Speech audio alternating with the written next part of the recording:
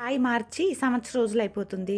దాంట్లో నీళ్ళు ఇంకిపోయాయంటే మనకేదైతే ప్రతిఫలం దొరకాలో అది దక్కదు. ఊరికే గోడకలా వేలాడదీయాలంతే. అందుకని ఈరోజు నేను కొత్తగా మార్చుకుంటున్నా. క్లాత్ అయితే పాతదే, దాన్ని వాష్ చేసి అయితే పెట్టుకున్నాను నేను. ఇలా పెద్దగా కాయి కొంచెం వాటర్ ఉండేట్టుగా చూసుకొని తీసుకోండి.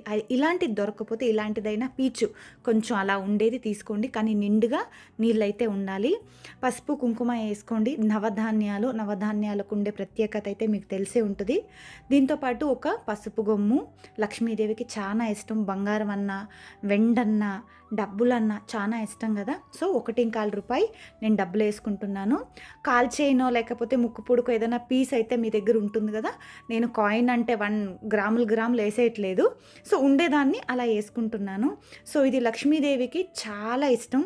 బంగారం, పసుపు, కుంకుమ అంటే. భూమి పూజ చేసేటప్పుడు నవధాన్యాలు, నవరత్నాలు, పాదరసం పోసి పూజ చేసి కడపను పెట్టేవాళ్ళు. ఎందుకంటే లక్ష్మీ కుబేర కటాక్షం ఉండాల. అవి ఎక్కడుంటే అక్కడ స్థిరస్థాయిగా లక్ష్మీదేవి అయితే ఉంటుందని చెప్పి.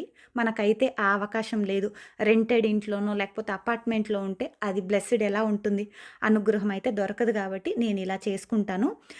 మీకు ఇలా చేసుకోవడం రాకుండా పోతే గుళ్ళల్లో గూడా హోమాలు చేసి ఇలా కాయిస్తారు. నేను ఆల్రెడీ ఒకటి బ్లూ కలర్‌లో కట్టున్నాను